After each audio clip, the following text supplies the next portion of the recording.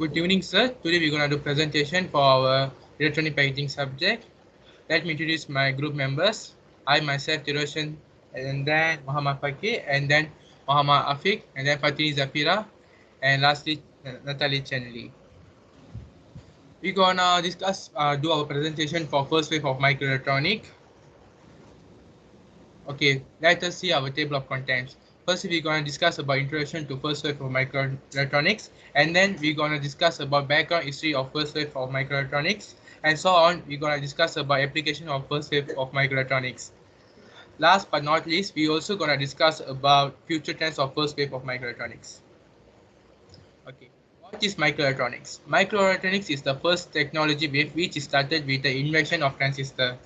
A transistor is a semiconductor device that is used to amplify or switch electrical signals and power. Microelectronic devices are made of silicon and germanium. These are etching and masking process and doping process in microelectronics. Silicon is a very good semiconductor material because of the capability it offers to be able to alter its electrical properties by introducing impurities to it. And then Moore's law plays an important role in the first wave of microelectronics. Moore's law also states that the number of transistors on a microchip doubles about every 2 years. Let me move on to background history of first wave of microelectronics. Let me invite my friend Afiq to discuss about it. Okay, so I want to explain about the history of microelectronics. So this is some of history for microelectronics. So in 1925, vacuum tube for almost a compact circuit, and in 1935, simple solid-state diode market made of Se, PBS, and OSI. Next, in 1940, first commercial source of high purity like silicon and germanium made for mixer and detector diode used in radar, which was nearly development concurrent with World War II.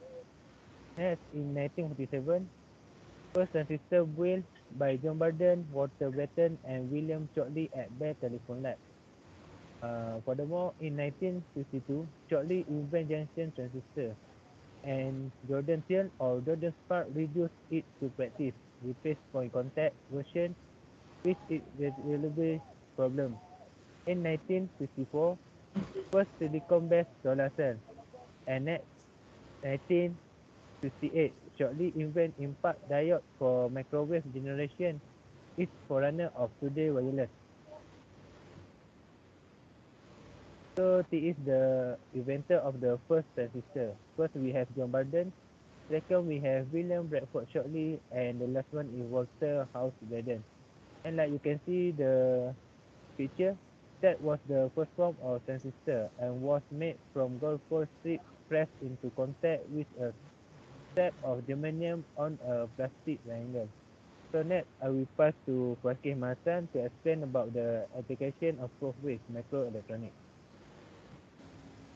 Okay, thank you, Afiq. So next, I will share about the application of microelectronic. So my first example is black box recordings.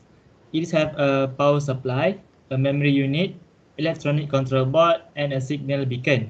Okay, it is heavily protected recording device, similar to a hard disk or a memory card. It records all relevant flight data.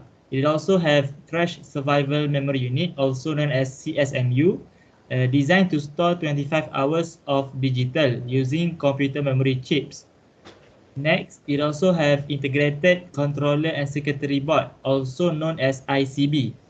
It contains the electronic circuitry that function as switchboard for the incoming data. It also have the underwater locator beacon, also known as ULB, a cylindrical, function as the handle for picking up the black box, helps investigator identify its location. Next. Okay, my second example is rugged systems.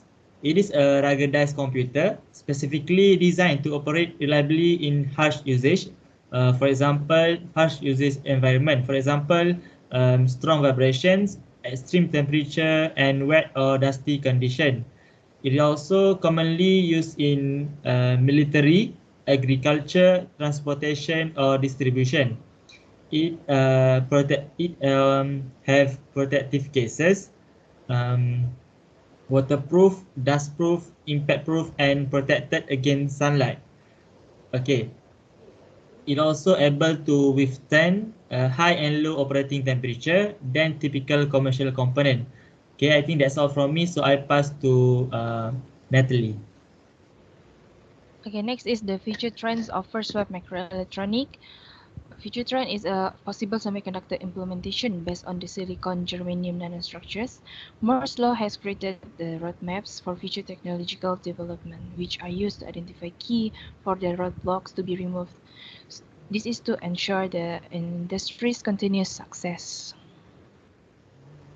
International Technology Roadmap for Semiconductor ITRS Roadmap for Printed CMOS, Moore's Law and beyond, which more recently has been called More than More. And next, the graph.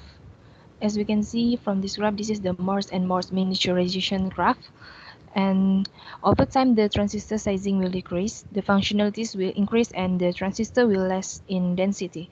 So this is to allow the transistor to operate functionally. In 2009, the size is 28 nanometer, and over year in 2019, the size decreased to 12 nanometer, and in 2028, predicted to be only 3 nanometer. Next. This is the advanced design of nanoscale transistor. In the future, any physical dimension is likely to cross the 10 nanometer threshold. As transistor diameters approach the 5 to 7 nanometer range, it is projected to become more challenging to operate any transistor structure that uses the CMOS principal physics, as it's the main operating basis. Year by year, the transistor structure will be decreased and reach new level miniaturization through CMOS, as you can see from the previous graph. It will transition smoothly like a new device. Okay, by fully utilizing the vertical dimension, it will be possible to stack layers of transistor on the top of each other, even when horizontal physical dimensions are no longer conducive to further reduction. Our 3D technique will continue to enhance the number of components per square millimeter. In the upcoming years, the industry will find alternatives to improve the performance and functionality of electronic devices and lower the cost. With the optimization of the device, they are developed in a more convenient, accurate, and comprehensive direction without damage to the device. Okay. This is hybrid methodology. Hybrid methodology is one of the techniques of ultra-miniaturized CMOS. This slide shows some technique which is topography, film thickness, and step height. Okay, next.